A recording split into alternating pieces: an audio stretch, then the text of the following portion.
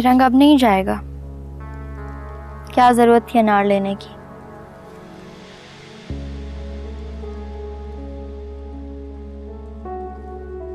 ये दाग नहीं है, रंग है। ये रंग है। मैं इस रंग का हिसाब नहीं दे सकती। इसका हिसाब उसी ने देना जिसने तुम्हें ये रंग दिया है। तो मेरे रंग में क्यों नहीं रंग जाती?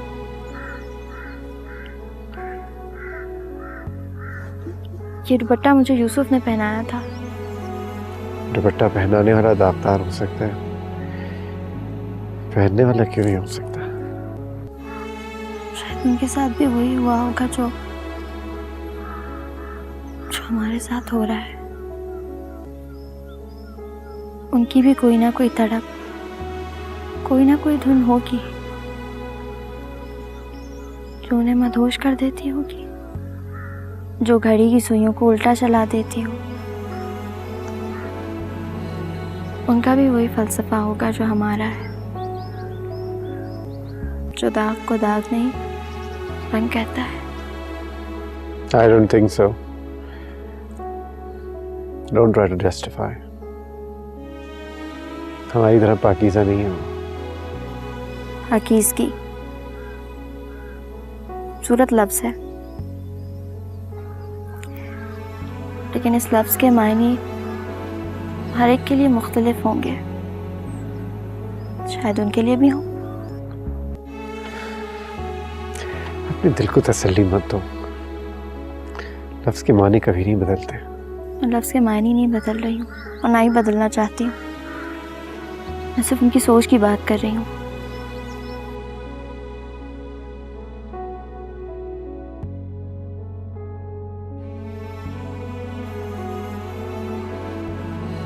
एक बात कहूँ, ये वक्त बहुत प्योर है। इस हसीन वादी में, इन खूबसूरत दरख्तों में, ये पाकीज़ा रंग जो तुमने पहना हुआ है, बहुत खूबसूरत लग रही हो तुम।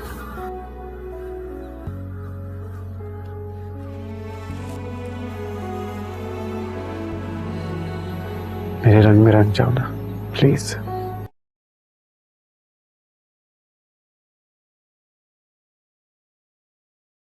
चले? हम पहले हॉस्पिटल चले। वो बीमार है। कौन? यूसुफ। नहीं। हम पहले भी उसे बताए बगैर चले गए थे। वो बीमार पड़ गया था। प्लीज। वो है कौन? सब कुछ। सब कुछ क्या होता है राना? हम दोनों स्कूल में साथ पढ़ते थे। उस वक्त वो बहुत बड़ा स्टूडेंट था, क्योंकि हर वक्त गिटार बजाता रहता था मुझे इम्प्रेस करने के लिए, और गाना भी गाता था, लेकिन मुझसे अच्छा नहीं गाता था। एक दिन वो मुझे अपने घर ले गया। हमने सारा दिन एक साथ गुजारा। सारा दिन बहुत सारा होता है, लेकिन हमें वक्त का पता ही नहीं चला। ना हमने किताबें देखी, ना पढ़ाई की, बस एक दूसरे को देखते रहे। फिर क्या हुआ? फिर न जाने क्या हुआ।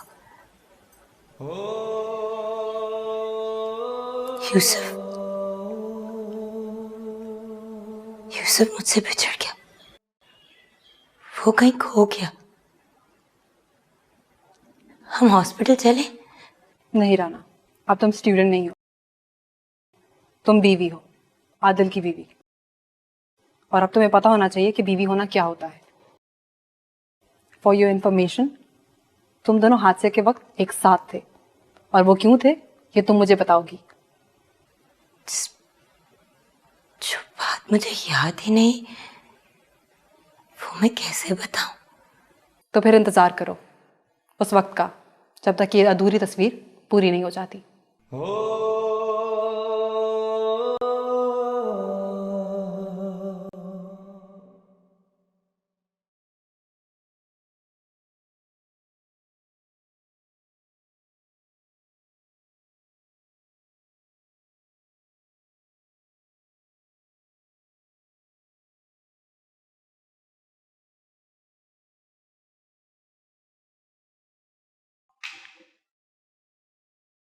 Welcome back.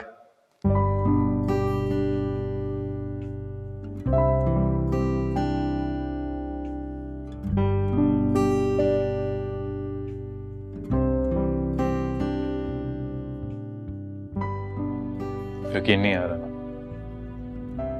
देखो मैं बिल्कुल ठीक हो गया, रिहैब से वापस आ गया और तुम्हारे सामने खड़ा हूं सब। आप कब वापस आ रही है आपसे? मुझे किसी ने बताया ही नहीं। पप्पू से भी बात हुई थी मगर मैं तुम्हें सरप्राइज देना चाहता था। मैंने अम्मी को भी मना किया था कि तुम्हें ना बताएं। जब तुम वापस आओगी तो मुझे अपने सामने यूं खड़ा देख के तुम्हें बहुत खुशी होगी। क्यों, ठीक किया ना? जी बिल्कुल ठीक किया। मैं बहुत खुश हूँ यूसुफ, बहुत ज्यादा खुश। आपके बगैर बहुत मुश्किल वक्त गुजारा है मैंने। डोंट वरी, इंशाल्लाह अब सब कुछ ठीक हो जाएगा। तुम थक गई होगी, गो टेक रेस्ट। मैं पप्पू से मिलती हूँ। पप्पू कहाँ है? अम्मी अपने कमरे में है। मैं उनसे मिल के आती हूँ। सुनो, तुम्हें भूख लगी होगी, मैं तुम्हारे लिए खाना लेके आऊं? मुझे भूख नहीं है। श्योर?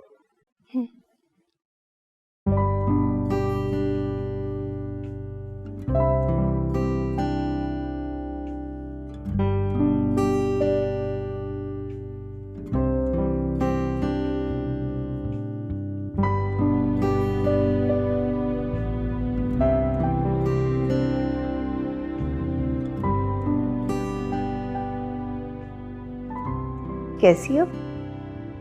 ठीक हूँ पप्पू। यूसुफ से मिल ली? जी मिल ली। आपने मुझे बताया क्यों नहीं पप्पू? क्या? ये कि यूसुफ वापस आ गए।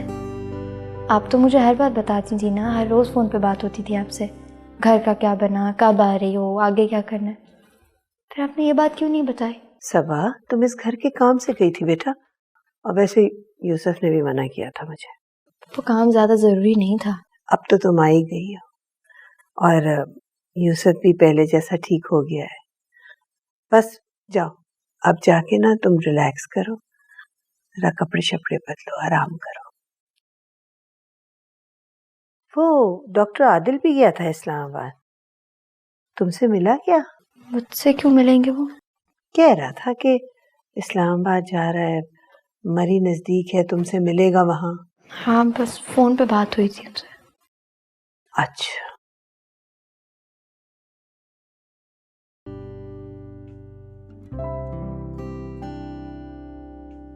मैं तुम्हारे ऊपर इंतजार कर रहा हूं और तुम यहाँ पर चाय बना रही हो। आप चले ना आती। एक बात पूछूं? जी? मैं तो बेहोश था, मुझे कोई आइडिया नहीं कि मेरे पीछे क्या होता रहा, लेकिन तुम तो मुझे देखती होगी ना। कभी कभी तुम्हें मुझ पे बहुत गुस्सा भी आता हो कि सारी जिम्मेदारी मैं तुम पे डाल के यूं बेहोशी के आलम में पड़ा हूं। आई एम श्योर तुम कभी कभी जबरदस्ती मुझे उठाना भी चाहती होगी और मैं नहीं उठाऊंगा। ऐसा बहुत कुछ हुआ होगा ना? नहीं यूसुफ, मैं आपको बहुत मिस करती थी। हमेशा यही दुआ करती थी कि आप जल्द से जल्द ठीक हो जाएं।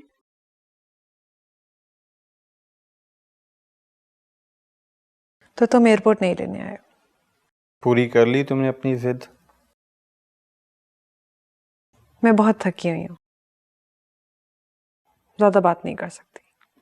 राना कहाँ है? सो रही है। अब आदिल की रिस्पॉन्सिबिलिटी हम उठाएंगे? हम नहीं, मैं भी यहाँ पे रहता हूँ दीपा। पहले तुम मुझे बगैर बताए यहाँ से चली गई, अब मेरी मर्जी के खिलाफ मेरे ही घर में तुम अपनी बहन को यहाँ पे ले आई। तुम अपनी बहन की वजह से अपना घर तोड़ने पे तुली हुई हो। कामू, मैं अब और बहस नहीं कर सकती, और ये ना हो कि इस बहस की वजह से राना की आंख खुल जाए। मैं बहुत थक गई हूँ, आराम करूँगी।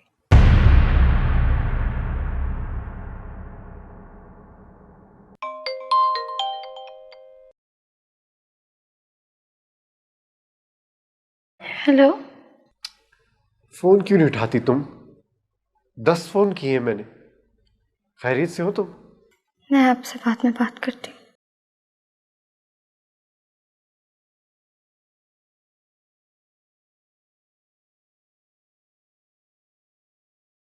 क्या हुआ, खैरियत? वो ऑफिस से फ़ोन था। इस वक्त? वो कुछ प्रोजेक्ट्स हैं और उसी के सिलसिले में बात कर रहे थे। देखो सबा, मेरे ख्याल में तुम्हें ये सब कुछ छोड़ देना चाहिए। क्यों? I'm perfectly fine. I can take care of you now.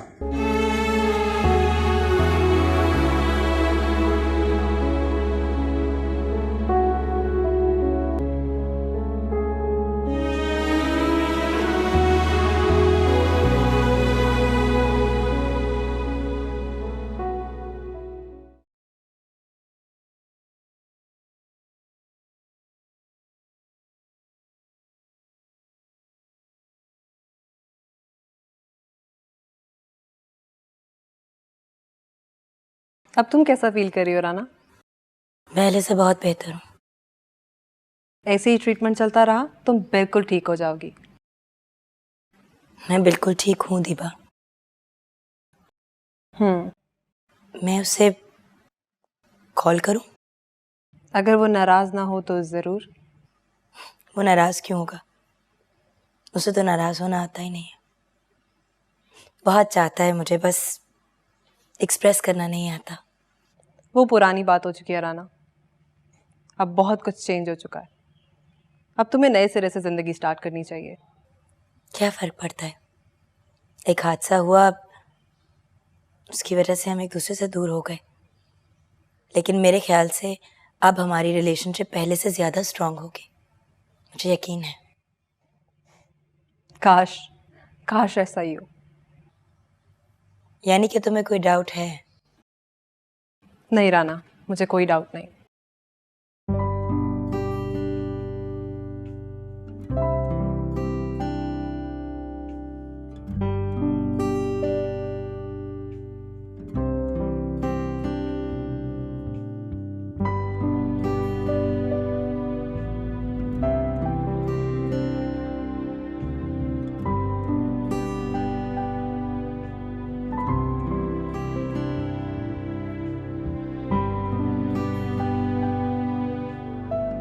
तुम यहाँ पर बैठी हुई हो, मैं तुम्हें बाहर देख रहा था। क्या बात है सबा, तुम मुझसे बात क्यों नहीं करती हो? कहाँ रहती हो तुम? यहीं थी। नाराज हो मुझसे? नहीं, क्यों? खफा होना भी चाहिए। तुम्हें हिंदुस्तान से उठाकर इस तैयारे गैर में ले आया और खुद कोमा में चला गया। सुना है सर्जरी के बाद पेशेंट काफी स्लो हो जाता है। भाई जो भी डॉक्टर था उसने तो मेरा दिमाग चमका दिया है। ऐसे सुना है काफी अच्छा डॉक्टर था। क्या बात है सबा, लगता है तो मेरे उठ जाने से खुश नहीं है। ऐसा मुमकिन है कि कोई भी बीवी अपने शौहर की सेहतयाबी पर खुश ना हो। हमारी शादी को भी अरसा ही कितना हुआ है। आप भूल जाते हैं, मैं नहीं।